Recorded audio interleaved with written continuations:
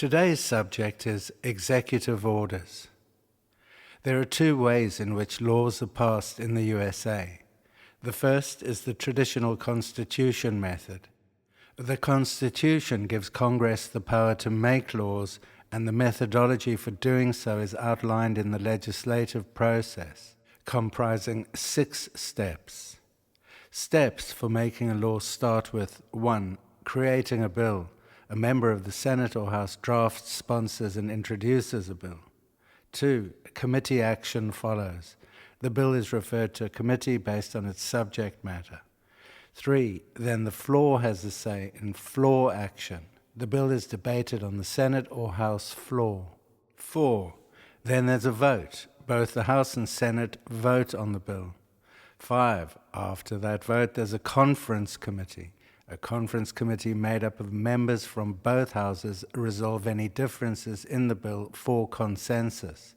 And finally, step 6, presidential action. The president can 1. Sign the bill into law, 2. Veto it, or 3. Let it become law without his signature. What if there was a better way? What if a constitutional law genius could rewrite this long-winded process and move it straight to number 6, eliminating all that waste in points 1 to 5?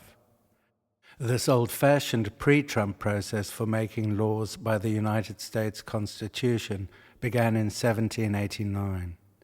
It was the world's longest surviving written charter of government. For centuries, this process for making laws seemed to be evolving quite well, amending itself when necessary. The United States had a rule of law in which a judiciary and a legislature worked with an executive branch, and the outcome was a legal system in which laws passed through a process of checks and balances before a majority of elected representatives representing an electorate in a democratic process consensually agreed laws that could be challenged at any time, as was the case with slavery laws and Jim Crow, to mention just 2 examples of how the American legislature operates and amends. But then something happened to rule of law in the United States, not overnight, but with one single defining moment that precipitated this terminal change leading to the end of rule of law. Just as many forewarned at the time, on January 6, 2021, when rule of law that clearly identified the treasonous sedition for what it was failed to act, or more specifically, failed to prevail against the attack that ended its authority. In what appears to be the blink of a 4-year eye, a convicted felon snatched Man of the Year victory from certain defeat, swapping a lifetime prison sentence for presidency of the richest economy in the world, in which his first action was to end rule of law.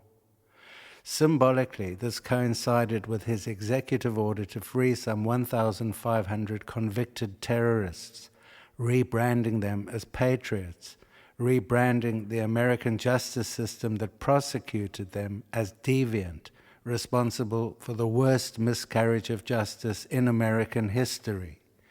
A history that includes slavery laws and Jim Crow, although clearly locking up people for attempting to lynch the vice president and injuring 174 police officers trying to prevent a coup in the Capitol is way worse, according to Trump, known worldwide for his one outstanding skill: the gaslight lie by moron idiot speak. When the justice system charged with applying justice equally to all in a legal system predicated on the principle of equality failed to win justice, corruption within the government enabled Trump to transfer his next residence from a federal penitentiary to the White House, where his first priority was to end the rule of law that said he was a criminal. In typical Trump gaslighting fashion, he arrived at a remedy for bypassing the legal checks and balances that would regulate his malign criminal intention. A Trump idiot moron lie presented as orange certified truth.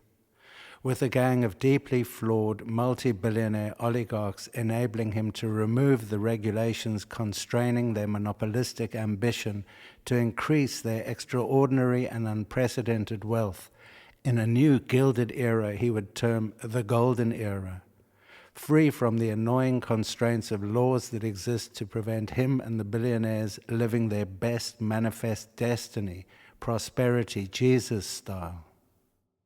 As ever, as it was in the American class system since the turn-of-century Gilded Era, the super-rich using government to award contracts assuring obscene tax-free wealth at the expense of a Dust Bowl-adjacent majority, content with their generational poverty, assuring them prosperity in Jesus' heavenly afterlife. The MAGA Christian Zionist base greeted Trump's 2-week marker in office with a Gallup poll 47% approval rating. Almost 1 in 2 Americans resonating with idiot moron gaslighting in orange, calling it strong leadership, bandying the term genius. In the blink of an eye, Trump and his team were able to end rule of law, protecting the Constitution and all that represents for the poorest 99%, with one simple device that ended rule of law not only for the United States, but globally. Trump replaced the long-winded process in which laws are passed in the USA with a new and improved method that cut out the costly waste in those checks and balances. Those senators, House representatives, sponsors, committee members debating on House floors requiring expensive cleaning staff, more and seemingly endless conferring committees made up of more members from both houses to spend months and sometimes years agonizing over small details in law to come up with ways to punish the rich for being too successful and forcing them to pay tariffs to the poor and indigent, too lazy to get a high-paying job, draining trillions from the economy. Dividing popular opinion down the middle. Almost half of Americans saw genius at work. The other half saw moron, idiot, gaslighting grift in an orange hue with a black-shirted South African hitman to the fore, replete with black MAGA cap, championed by a 4-year-old half South African, half Canadian, to witness Trump signing new Musk Golden Era billionaire bills into law in the White House. Why bother with all that costly waste in government when you can just have one man sign bills into law, in one act representing a quick decision ending that wasteful spending by federal government paying those aging-in-place grifters, making laws in the Senate, House, and Congress, along with all those other Trump-hating grifters in the Justice Department having to enforce these ridiculous, punitive, anti-capitalist laws that are, at the end of the day, anti-American. Federal grifters drawing big salaries adding up to trillions that by rights should be under the president's purview to spend as he sees fit, making America great again for the Golden Era, not on branches of antiquated government whose purpose is to stifle growth. Wikipedia says an executive order is a directive by the President of the United States that manages operations of the federal government. The United States Constitution has no mention of any legal or constitutional basis for executive orders. You will not find one provision explicitly permitting the use of executive orders in the Constitution or any subsequent amendment. The Constitution provides a clearly delineated process by which a legislature exists to pass laws through a series of checks and balances in which consensus by elected representatives foreshadows the implementation of new laws. Separate to that process, there is no provision for any president to enshrine his direction by way of a directive to the executive in law. From the beginning of constitutional governance, President Washington forwards, presidents have used their opportunity as Commander-in-Chief to relay direction to their executive. All presidents since George Washington in 1789 have issued orders that in general terms can be described as executive orders, in that they are direction from the president to the executive. At no time was this memo system intended to replace or amend the process for enshrining laws. These directives to the executive took no set form, varying as to form and substance. President Washington issued 8 orders as the Commander-in-Chief that are termed executive orders in name only. Every POTUS since has used this opportunity to address members of the executive. Much further along the way, what began as directives from the chief to his executive somehow migrated into the opportunity to bypass the legislature, enabling presidents to opportunistically bypass the laborious process passing laws invited. The first executive order was issued by President Washington on June 8, 1789, addressed to the heads of the federal department, his executive branch. This directive instructed them to impress him with a full, precise, and distinct general idea of the affairs of the United States in their fields. The most famous executive order was by President Abraham Lincoln when he issued the Emancipation Proclamation on September 22, 1862, which in part contained explicit directions to the Army, the Navy, and other executive departments.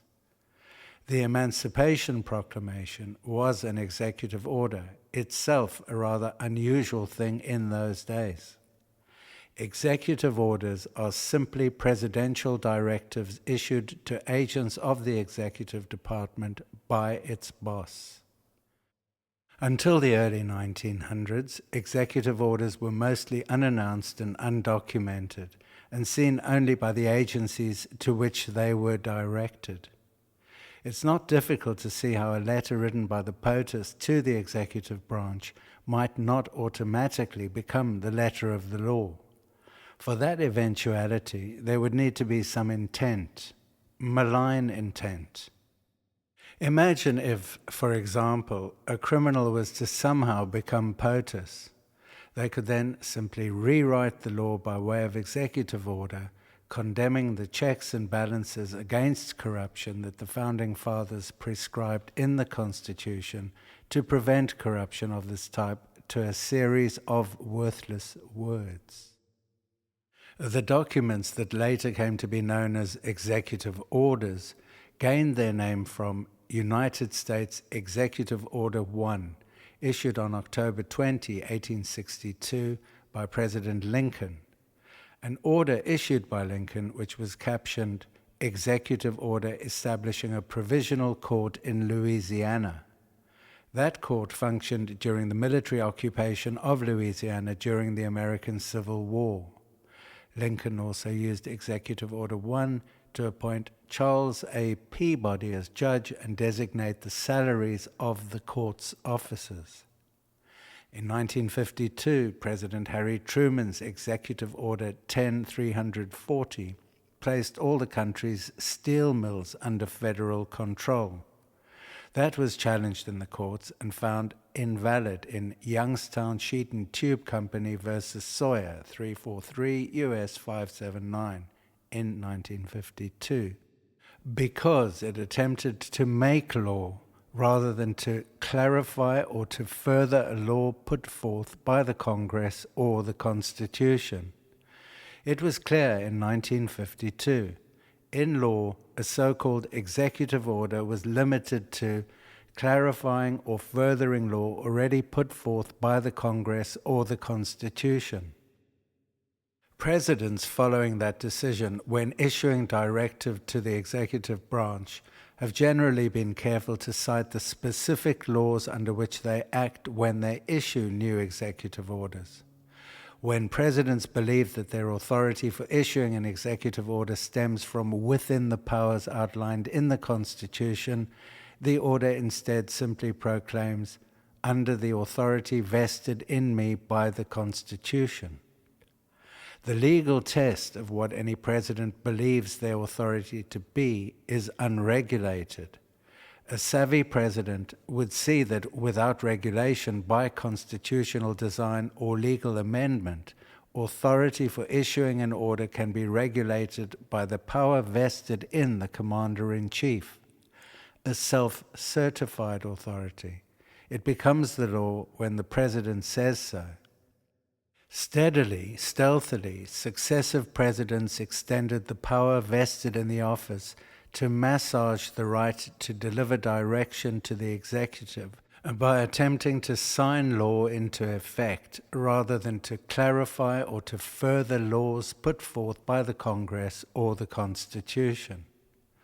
Almost 2 months after 9/11, details of George Bush's involvement in subsequent events saw White House counsel Alberto Gonzales draft Executive Order 13233, issued by George W. Bush on November 1, 2001.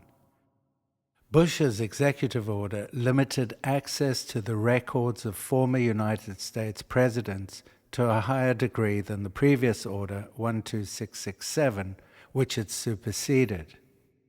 Bush's executive order, which restricted public access to the papers of former presidents, was widely criticized by Constitution law enthusiasts.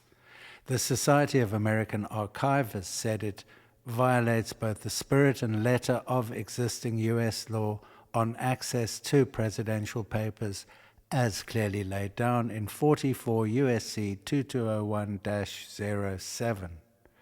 The order potentially threatens to undermine one of the very foundations of our nation. 8 years later, when the dust had settled on the Bush-Cheney-Rumsfeld Iraq Stone Age genocide, President Barack Obama revoked Executive Order 13233 in January of 2009. The tit-for-tat era of executive orders by the two rival parties gathered momentum, both knowingly passing off executive orders as legal jurisprudence in full awareness that their executive orders did not meet the legal bar for enshrining laws into the judiciary, but knowing that legal challenges take time, knowing the truism for an increasingly dumbed-down majority in which the lie is halfway around the world before the truth has put its shoes on. Americans arrived at a point where once a lie was told, it was believed inflexibly and irreversibly. Once the president's lie was believed, fact-checking the lie to the lied to became an impossible challenge. A curious but deliberately engineered social sculpting phenomenon in a society trained for obedience, where unlearning the supreme leader's lie is an infinitely less probable outcome than believing even the most improbable lie. In this way, legal challenges to executive orders seldom, if ever, arrived in time to make any difference to the president's absolute ability to manipulate the law corruptly, by lying, often with the willful intent to devalue the Constitution. Often to the extent that when these executive orders are examined in the context of treason against the U.S. Constitution, the low bar is met in many cases. Treason against the United States has three possibilities: levying war, waging war against the United States; adhering to enemies, supporting the enemies of the United States; and giving aid and comfort, which is helping the enemies of the United States. The Heritage Foundation has accused presidents of abusing executive orders by using them to make laws without congressional approval and moving existing laws away from their original mandates. As executive orders migrated from direction into hard and fast law, legal challenges followed that failed to identify the shortfall in executive orders meeting the legal bar for constitutional law being written by one individual bypassing laws put forth by the Congress or the Constitution. In 1935, the Supreme Court overturned 5 of Franklin Roosevelt's executive orders. Many executive orders since have been challenged and overturned, but seldom before their purpose was achieved. Technically, Congress has the power to overturn an executive order by passing legislation that invalidates it. They can further refuse to provide funding necessary to carry out certain policy measures contained with the order or legitimize policy mechanisms. In theory, this system may help mitigate the harm a malevolent executive order might enshrine in law for so long as Congress can be depended on to make good decisions overnight.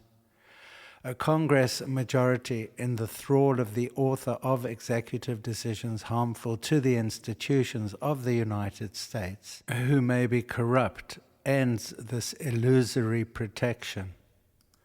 Congress may override a veto with a 2/3 majority to end an executive order, but a congressional override of an executive order is a nearly impossible event because of the supermajority vote required, when a majority in Congress are loyal to the leader above their constituents. In 2017, part of President Donald Trump's executive order protecting the nation from foreign terrorist entry into the United States, which temporarily banned entry to the U.S. of citizens of 7 Muslim-majority countries, including for permanent residents, was stayed by a federal court. However, on June 26, 2018, the U.S. Supreme Court overturned the lower court order in Trump v. Hawaii and affirmed that the executive order was within the president's constitutional authority. The executive order, as a legal instrument for passing laws, was not in the Constitution. When it was used to migrate the president's direction to the executive into the president's opportunity to bypass Congress and the Constitution, the executive order as a legal instrument faced many legal challenges along the way, being successfully limited to clarifying or furthering law already put forth by the Congress or the Constitution. The sight of the convicted felon scrawling his childlike moniker onto a document that transfers directly into actionable law that effectively represents the opposite of what the Constitution requires from a president seems indistinguishable from treasonous criminal behavior. Subverting the letter and the intention of the Constitution to serve malign criminal interests that do not represent we the people in any sense that the Constitution was intended for. Instead, waging war against the United States, supporting the enemies of the United States, helping enemies of the United States with aid and comforting indemnification for legal accountability. On January 20th, day 1 of the Golden Era, Trump signed this executive order. By the authority vested in me as President by the Constitution and the laws of the United States of America, it is hereby ordered. Section 1. Purpose. This executive order establishes the Department of Government Efficiency to implement the President's DOGE agenda by modernizing federal technology and software to maximize governmental efficiency and productivity.